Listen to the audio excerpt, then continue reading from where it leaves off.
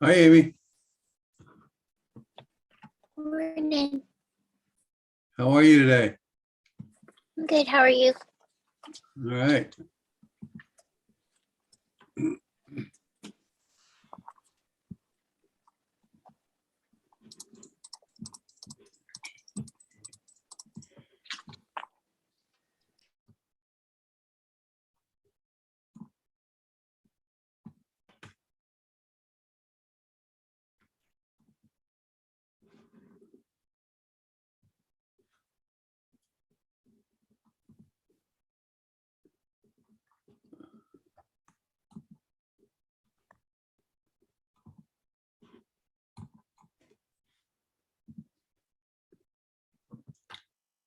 Hey, Grant, how you doing today? Doing good. How are you, Dennis? All right, thanks. Hi, Kat. Good Hey, morning. Chris. How you all doing? Hi, everybody. Good. Hey, Chris, I was going to ask you, how did your live show go the other day? It went okay. So that was the third one that we've done, Uh-huh. and our shop rural has been our slowest show. Then we had a really good show. So this one was in between. I do have a question. So I'm not sure of her name, but Copper and Ashes. Yeah. Um, so I was watching her show and the Friday night and seeing how, because Kime was telling me how she puts her stuff out and she's Yeah. not listing like a full catalog. Is she wearing like a GoPro kind of camera? Do you have any idea how Don't. if anyone knows her, I would be curious. Yeah, I know her. I'll know her. I can ask her, no problem. I think she uses a phone on a tripod. And I didn't know if she was just carrying that around with her. Yeah. I don't know, for me. So one of the things that I liked how she puts everything out on the table. And I was like, oh, that kind of keeps people engaged because they see what's coming up, but they can't buy it yet. Yeah. And I don't know if that was her intention, but it was like, oh, what a way to keep people in your show. And so I thought I would try that a little bit. I was just a hot mess and didn't have, it was hard for me to, add products on the fly by myself and, get the pictures. So it's like, all right. And then there were things that I forgot to upload. Yeah. So it's like, okay, that method might not work for me. But yeah, the other challenge was we had a customer that made a purchase. And so I'm dealing with Pop Shop support because he's like, oh, I have the wrong address. He made like 3 different orders. And so that's the challenge. They're not, it's not my customer, it's Pop Shop's customer. So I can't reach out directly to the customer and, to try to resolve it. I'm having to go through Pop Shop. Huh. Okay. Supposedly, you're supposed to get their email address and all their contact information. Are you not getting that?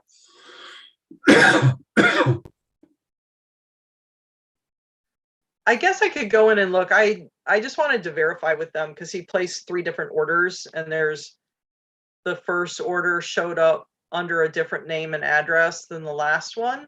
Okay. So I guess I'm still just learning the platform. You should have all that information. Pop Shop is supposed to be your customer too. It's not like Amazon or some of the others where they won't reveal the contact information. So you should be able to get that. Let me know if you have a problem doing that. Yeah, it's supposed to give you the access to the customer. Okay, I'll look a little more closely on the dashboard, but it is interesting because, like Kime said, when we had a conversation last Friday, he's shipping. Pop Shop is very heavy on the West Coast, so it's just an interesting way. Our customers are primarily on the East Coast, so to kind of branch out to hit a new population is, because most of our shipments went to California, just like Kime said. Yeah. Yeah. Well, keep in mind that in the case of Pop Shop, that's just a particular demographic, right? It's very young. It is mostly West Coast, so it doesn't really represent necessarily your target audience. But it is it's something to experiment with and learn from. But you should be getting all the contact information of the customer. But anyway, so let me know how I can help. Let's take a second to talk about Ashley a little bit. So, one of the things that I've noticed, I don't know if you spend any time just in general on Pop Shop Live and you look at who the merchants are on that platform and some of the things that go on. I haven't spent a lot of time, but I can see that there are things that are maybe different than I would, off the top of my head, think of. So Ashley is of that generation. She's that age. She just graduated a year ago, I think, from undergraduate. And her style and what she does is somewhat informed by the norms of that demographic or that age group, is what I've noticed. So things like with her first live show, for example, she would look at the camera and ask people, do you want me to put this for sale or not? And then if people said yes, then she would put it on her site or whatever so that you could buy it. If they didn't respond, she just moved on to the next item. So that's a very different mentality, the way I look at it. That's normally you put everything out and hopefully someone will buy something. But so there's a lot of little things that she does, I think, just totally naturally for whatever reason, her age or her exposure to online selling. I don't know, but I think she's really there is a lot to learn from her, at least appealing to that particular age group. So I encourage everyone to take a look at that, and I will post her email address in the Facebook group, and you can reach out to her. She's very willing to talk and so forth. And I think asking her like what her setup is, as far as camera and all that kind of stuff, I think she'd be happy to share that. I would also be curious. I know there's a lot of businesses like in this group or have done this program in the past that did the shopper all day or trying out Pop Shop. But for a lot of us too, it's our business models are a little different because a lot of those collectibles, like they have all these different products. I don't know everyone's business, but I think most of us as makers, if we're making something, have a very limited small product line. And so we're just kind of showing up selling the same thing. And so I'm sure there's some different tactics to learn and try with that type of thing. I think from my perspective, which is why I kind of led with that, it's a very specific age group and a particular type of demographic. It's a matter of finding your tribe, if that's the right way to put it, your customers. And it may well be that they're not on Pop Shop Live. It may be that there's another way to go about it. And we're going to be talking about that. And I'm hoping to provide you some resources where you can try some different things. But really, at the end of the day, what you're seeing in the big picture with things like Apple changing the settings on the iPhone so that Facebook ads are no longer effective is one example. It all really points toward building your own data, your own first customer, your deal. So to the extent that we figure out how to do that, that's the direction you want to go, because I think that Apple has demonstrated that they can turn the switch off at any time, and that's what they did to Facebook. And Facebook lost $10 billion in one quarter, because of those changes. And so I think the more you control your destiny, the better off you're going to be in terms of who your customers are and how your customers find you. And that's why I'm really big on these partnerships, where a couple of you guys go live together, even if it's not necessarily related product. I think that's something worth exploring. And, I like to think of it as if you had a store in a small town, let's say, or even a big town for that matter, you're basically live all day, right? So you're in the store, your people are coming in, you're talking to them. I mean, that's what business traditionally has been, particularly small business. It's live, and it's you and your personality. So I think the live ability mimics some of those attributes. And just to give you an idea, in China, the average merchant that does live streaming is live 36 hours a week. Okay, so just to give you a sense of where things are going, I guess, at least in that marketplace. So, the occasional live video may be replaced by something more programmatic, more regular, maybe more of them. These are all things that have to be answered. And one of the things I'm working with a company that will actually provide hosts for your show for a very reasonable cost. So that's something we hope to be able to offer to you all. And we also hope that we can recruit our own hosts that can be used, people that are local, perhaps some students, folks who might be willing to do this when maybe you are too busy or you don't want to be live, 20 hours a week or whatever. So, okay. So welcome everybody. Thank you for coming in today. Today in our march toward branding, we're going to talk about goal setting, and all of it is intended to be contextual in terms of where these are building blocks or process steps that I think we're all going to have to go through to really grasp the idea of branding and your brand story and your brand messaging.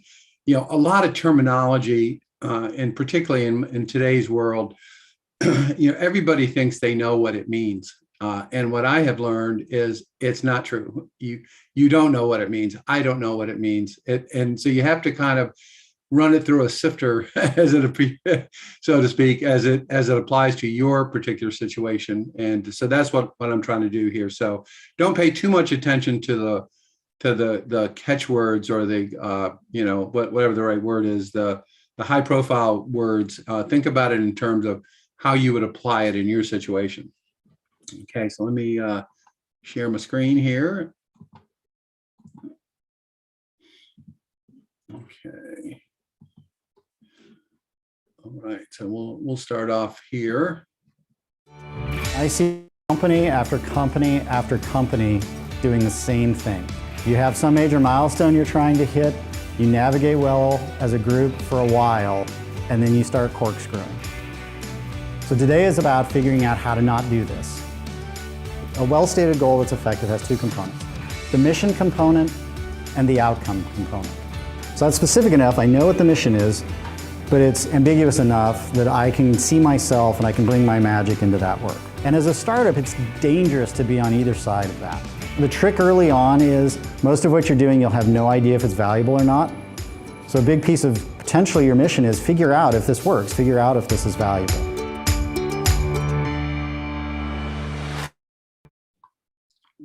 Okay.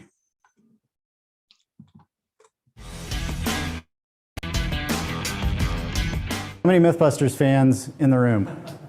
All right, one of my favorite shows, so bummed that it's not on TV anymore.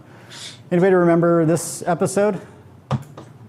So this is where Adam and Jamie are trying to test out human navigation when you can't see anything. So Adam is about to get in the water there, and if you see way out in the distance where the arrow pointing is this big, huge reflective mirror. Adam's goal is to get into the water and swim across there. The trick, though, is his eye goggles are complete blinders. He can't see out of them at all, which just sounds awful to me. I can't imagine swimming in an open body of water and you can't see. I mean, you can't see normally in an open body of water, but even not being able to pop your head up, terrifying. So what he's trying to do is the start there is on the left, and the red dot there is what he's, or the dotted line there is what he's trying to go across, and the goal is the other side. Anybody remember how Adam does? He gets in the water, he's like, oh yeah, this isn't too bad, he's swimming along. Voiceover is like, yeah, it feels good, it feels like I'm on track. seems like I should be there about now. Boy, I've been swimming for a while. And this is the route that he takes. So he basically just makes a corkscrew. And I see company after company after company doing the same thing. You have some major milestone you're trying to hit, you navigate well as a group for a while, and then you start corkscrewing. So today is about figuring out how to not do this. And the big thing here is I see time and time again, especially in younger startups, making the mistake between motion and progress. Just because you're super duper busy, you think that that's what matters the most. But progress really matters a lot too. So today we're going to be talking about how do you make progress, not just motion. Everything that I'm showing today as examples, because I believe in kind of teaching the concept and then giving you an example and a story, all those stories are from Techstars companies or companies that I've worked with. It's probably, in companies this size, probably in the 300 to 400 now, and in very large companies that are scaling up, it's in the hundreds as well, teaching them how to do these things. Cool thing about it too is once you get good at it at this size, with only minor changes, these skills transfer all the way up to when you're 500, 1,000, 2,000 person company. Because when you're successful, the thing that goes with success is more people, more of these issues that these techniques are really powerful to solve. So how do we make progress? There's one side of a continuum which is no focus whatsoever. It's like chaos. The other side is myopic focus, rigidity around a goal. And as a startup, it's dangerous to be on either side of that. So what we're trying to find is this place in the middle where we have strong focus, but not myopic focus. And that focus enables us to go from to-do items to done items effectively. Get stuff done, which is really important as a startup. It helps us to understand the problems that we're facing because startups are basically, I call them problem whack-a-mole.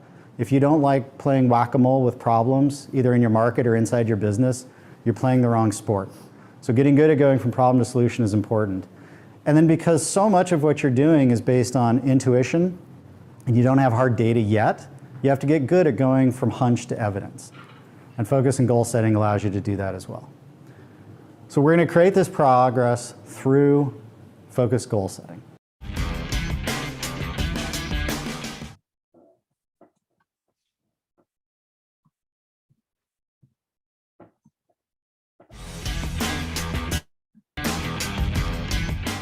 So goals have two components. A well-stated goal that's effective has two components.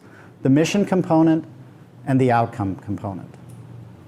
Because a lot of what we talk about when we think about getting work done, we think about the output. I feel good about this because I got it done. I shipped it. I did something. Outcome is a little bit different, which is what are the results that we're trying to generate through doing that work. So mission, when we frame a goal as a mission, the mission component is what progress do we want to make? Meaning, what is this outcome we want to get to? The outcome is, how will we know if we are making progress? So one, you can think of it as destination or result. The other one, how do we measure it? And that's where we get objective and key result. So objective is the mission. The key result is the outcome, the measurement of the outcome you want to create. This is commonly referred to as OKRs. They've gotten pretty popular lately. What I'm actually teaching you is a blend between OKRs and about 60 years of lean experience and thinking around how to set strategy from a lean startup mindset. So those two are blended together. Most of you probably think, oh, OKRs, right, Google does that. They're the most famous for this. A lot of people think that it all started with Google. It didn't actually start with Google, it started with Intel. Back in the early 80s is where the first kind of statement of the OKRs came about. And fantastic book, it's held up incredibly well. High Output Management, Andy Grove's book, great read. It's got some great descriptions in there from the early 80s of how Intel was doing OKRs. I actually had the pleasure to work with a team at Intel that was taking their original OKR framework and transforming it into kind of a blend of lean and OKR. And these are powerful tools. Scale down, because you're not Intel, you don't have 5,000 people eventually doing that work. So this is all scaled down to kind of 3 to 30 people.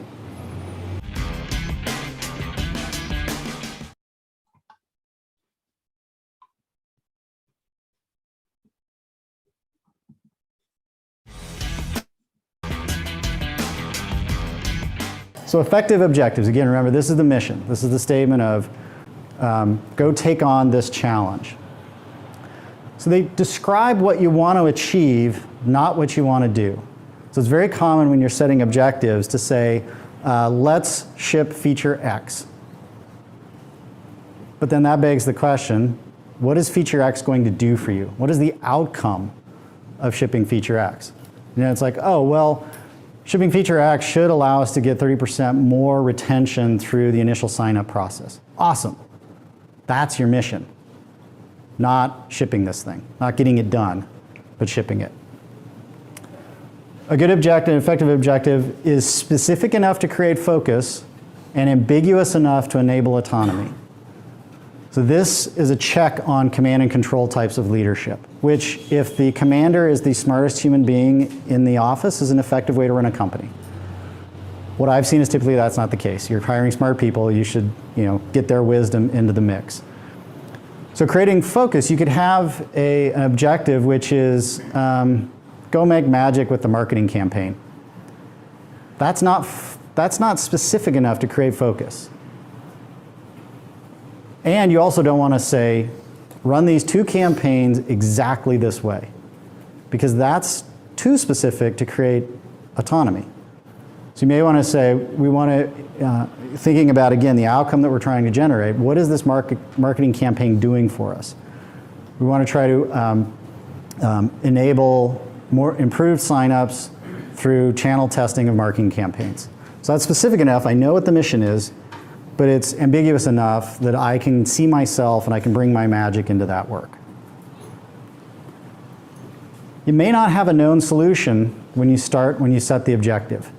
Especially in early days of a company, this is more likely to be the case than not.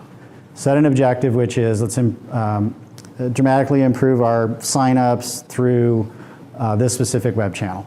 You may have no idea how you're going to do that, but that's a very effective mission. So be comfortable with that when you're setting it. A lot of plan-driven, if you've come from plan-driven environments, the only valid plan is a plan that has a known solution at the end of it. Well, in startup land, that's almost never the case. So you want plans that accommodate the fact that you don't know everything you need to know when you start the work. If your objective is a to-do, ask yourself, so that what? This will get at the heart of why are you doing it? What is the outcome you're trying to drive to? Often in engineering teams, I can set an objective which is,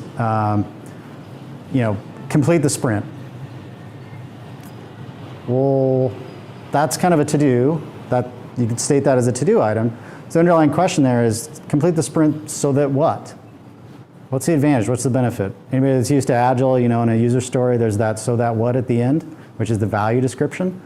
So when you ask yourself the so that what, get at the value piece of it. The trick early on is most of what you're doing, you'll have no idea if it's valuable or not. So a big piece of potentially your mission is figure out if this works, figure out if this is valuable. And the so that what, you may have to ask yourself a couple of times, so that what? And when you get to the point where you're like, so that what, blank, so that what, that's why we're doing this, then that's an effective objective statement. You want it to be a mission, not a to-do list. So very often you can see these objectives where literally it's almost like a backlog statement. It's just the to-do list.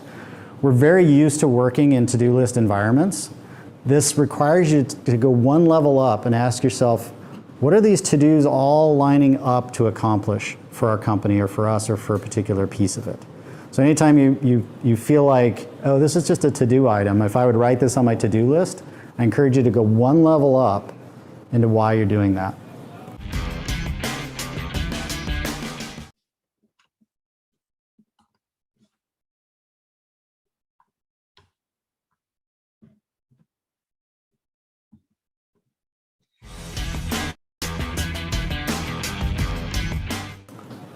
Okay, effective key results. Remember, a key result allows us to measure our progress along our mission.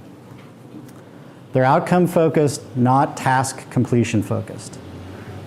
Very often you'll see key results. So if it's ship feature X is the objective, which isn't a great objective. Again, take it one level up, why are you doing it? A key result could be 100% burn down of the stories or 100% tasks completed. That is a very, very common key result when you first start this process. I got done with 100% of my stuff. Awesome, if you're trying to make motion, but we're trying to make progress here. So again, think about what does getting 100% of that done enable. Think about the mission. Why are we doing this? What is the destination? What's the outcome we're trying to drive toward? And then ask yourself, okay, how do every day, because in this program I encourage you to check in on this every day, how do we check in on our progress toward the goal we're trying to get toward by the end of this week? They're specific and measurable. So I've seen key results, which is make the customer happy, or customer happiness is the key result. So objective is make customer happy, key result, happy customers. That's not specific enough, and it can also be potentially a challenge to measure. You can't have happiness, but I would encourage you to think about mood surveys, other quantitative things, or you can also think, remember yesterday in KPIs we talked about quantitative versus qualitative. There are ways to set key results that are qualitative, meaning we want 7 positive stories to come out of our user base. So that's a blend of those two. The positive is a judgment call. That's the qualitative side of it. So those are perfectly acceptable. Have a known starting value. So we talked about on the objective side, it's okay if you don't know how to complete it. On the key results side though, it's important to stare in the face, can we actually measure this? Because one of the traps you'll often fall into is you'll set a great objective, key result makes total sense, and that's your goal for the week, and you spend 5 days figuring out how in the world are we going to measure this key result. And you put all your effort into the measurement rather than in actually making the progress you're trying to make. So it's beneficial if you can measure it at the beginning. If you can't, then ask yourself, can we defer this key result to next week? And put in our backlog this week, our to-do items, that we want to instrument a little bit of this because we know this objective and key results coming next week. Can be multiplied by 0.7. The intention of these key results are not to sandbag yourself, meaning set a really easy bar that anybody can hit. The goal here, the intention is to set goals that stretch you a little bit. They should be a challenge to get to, which means when you get to 0.7, that means you've set a pretty good goal. So if it's getting 100 signups is your key result, you should be really happy with 70.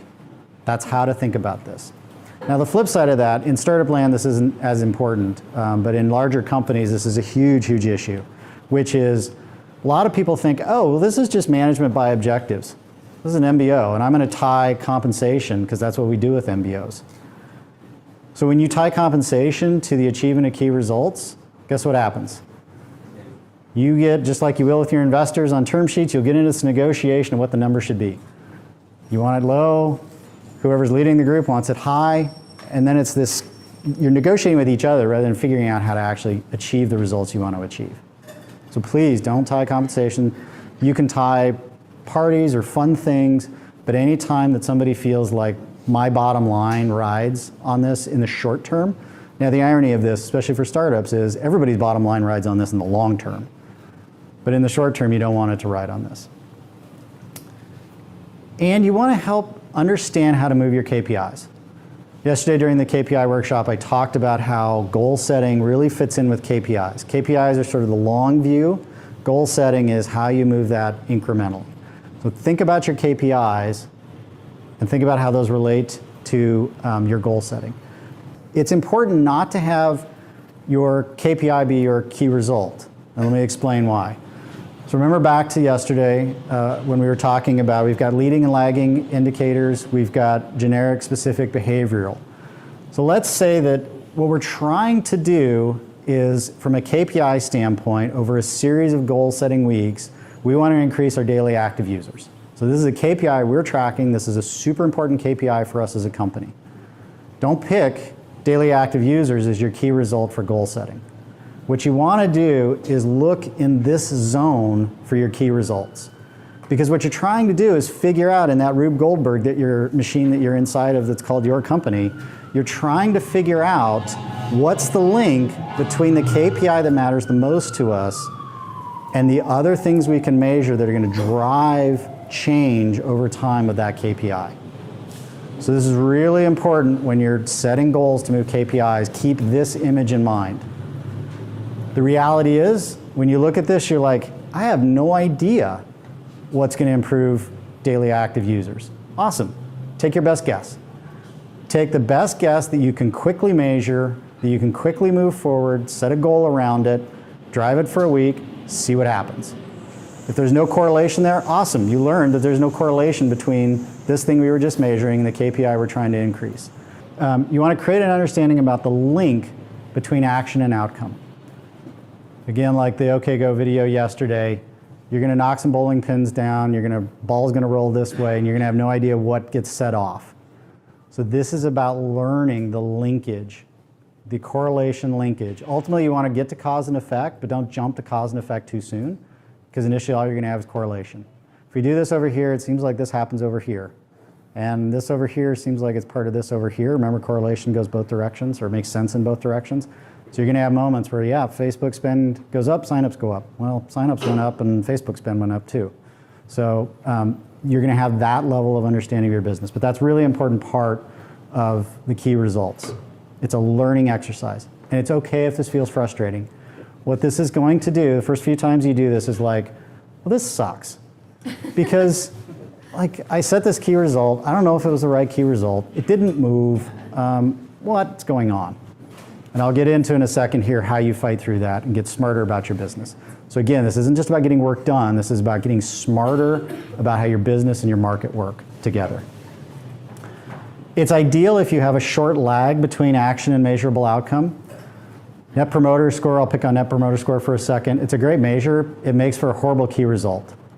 Anybody that's done a lot of Net Promoter work, you know there's a pretty sizable lag often between interaction with the customer and the Net Promoter Scores going up or down. Especially when you're doing weekly goal setting, it's really super hard to move your NPS week over week. If you slice it by channel, or if you do slice it by cohort, sometimes you can get it, but often people's sentiment takes a long time. So be mindful of how long is that lag.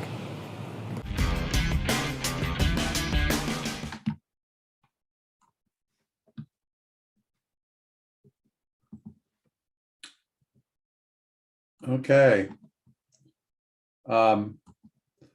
Just a couple of things about Zach, the guy who was speaking. He is a really hardcore engineer, as you might be able to tell by his description of things. And KPI is key performance indicator. I don't know if any of you keep dashboards or that kind of thing. But one of the applications of this way of thinking, or this way of actually moving in a positive direction, is to use it in, instead of your whole company, use it for specific things. Like, for example, customer acquisition or marketing, right? You can identify everything that needs to happen from your marketing perspective, and you can measure how different efforts affect the outcome. So you know, if you have a goal, I'm making this up, if you have a goal of 100 new customers for the month of February, it's pretty easy to see where you are in a particular month by how many new customers have you gotten, and then what activity causes this this thing that you're trying to do, this change, and make sure that that is true, right? Make sure that that activity does actually affect the outcome. So this is a little bit dense and a little bit techie in its mentality, but the idea of having your goals be congruent with what you're trying to do in the big picture, this is a helpful process in that sense. So anyway, I'll just open it up to thoughts or questions about this idea.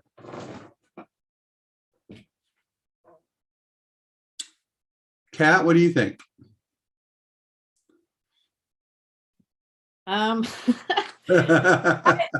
Honestly, that on this one, I mean, I believe that he absolutely knew what he was talking about, but I got lost very often, to tell you the truth. Yeah, it's me too. It's not. It's like I said, it's a very engineering kind of approach to the world, but the idea really is to map out, you know, what is it you're trying to accomplish, and by breaking it down into specific things like marketing or some other task that you want to do, as opposed to your entire company. I think it takes some skill building, to get to the point where you can actually lay out what you did, how it worked, was it worth it? The example he starts off with, the swimmer swimming in circles, is most of us, really. So at least in some aspects. So the idea that you have a framework for measuring results is really the goal of this. But I grant you, this is one of the tougher ones, because it is so engineering oriented, which is the opposite of my expertise. Kyle, what do you think? You have a big company background, so. Yeah. And actually, it is easy to get lost, but for me, he simplified a whole lot of things by, number one, don't make the mistake of being in motion as progress, because we get overwhelmed with all the things that we have to do and get accomplished in the course of the day. And then at the end of the day, you look around and you're going, I was busier than a bee in a hornet's nest, but I didn't really accomplish everything I needed to accomplish. So staying on task for me is having a set schedule for every day. Here's what I've got to get done. And there's a to-do list, but then there's what's got to be done. And once I take care of that, the other thing for me that made the biggest difference is not to focus on the bottom line in my numbers for the week. Now, if I wanted to focus on customers, that was great. If I wanted to focus on more wholesale accounts, that was great. But don't get hung up on the bottom line, because then you're just spinning your wheels and you're worried about that, and you're not focusing on what's really going to get you to where you want to be, at least for me. So, but no, it was really good in the fact that I didn't get hung up on all his lingo, but pick and what's going to help me get the goals accomplished to where I wanted to be. So I really enjoyed that. Good. I think, yesterday we talked about the difference between linear thinking and exponential thinking. And this is really an introduction to exponential thinking, because he's really trying to keep the big picture in mind, the overall goal, as well as kind of what is the next step for today. So this is an attempt to put that process into play. And that's really my intent, was to at least get you thinking about different aspects and how to determine if you are, kidding yourself, that, somebody posted on Facebook the other day, hello, all you people scrolling through Facebook who are trying to avoid doing something consequential. And it made me laugh, because that was me. I'm like always scrolling through for no reason, because I got to do something. So that's where this is all about, is not just activity for activity's sake, but moving toward a specific goal. And the bigger the goal, or the more complex your organization, it really becomes difficult to stay on track. So that's the idea behind this. Samantha, what do you think? Good morning, everyone. Yeah, I thought some of the stuff was really interesting. I liked the mission and outcome, the beginning. I know I set annual goals every year, and I just saw somebody posting about their goals yesterday, and they made it very public, but they were like, this is kind of scary that I'm making my goals very public, because I might not make it, and here I am sort of telling everybody what my goals are.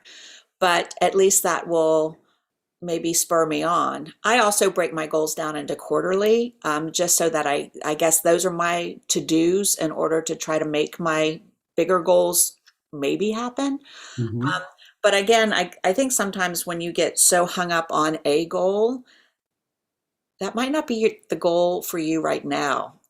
It's just, you have to sort of, we're nimble enough, we're small enough where we can pivot too. We don't have a lot of big companies that we are having a lot of people with, that we have to think about and organize.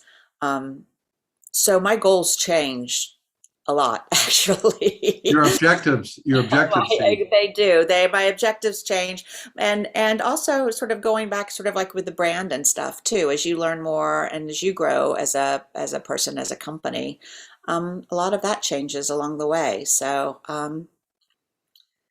being open to change all the time is the thing that I've learned.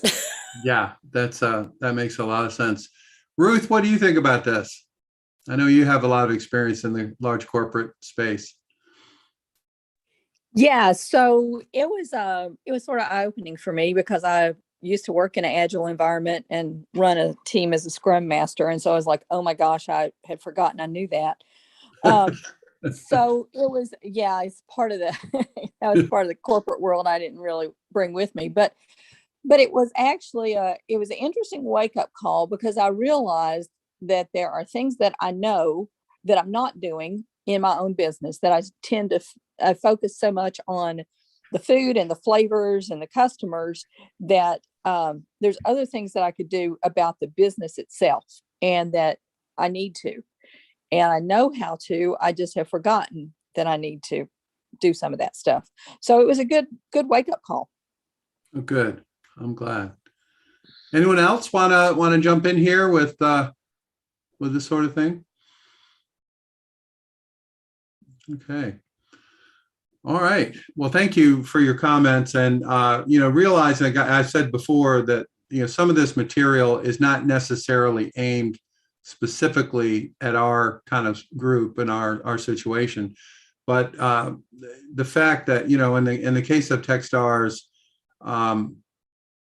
something like 20,000 startups, I forget the number that they've worked with. So a lot of this has come out of a lot of work and a lot of effort to kind of figure out what is helpful. And even though we're not all startups per se, I would argue that many of these lessons learned do apply, and so that's what I like about it. So I appreciate the comments. So tomorrow we're going to have our first Y Combinator video. So I think you'll find it interesting. It's actually a much larger organization than Techstars from an investment and a startup point of view. But I think you'll enjoy the comments on that. And so unless anybody has anything additional, I'm going to say goodbye for today. All right. See you all.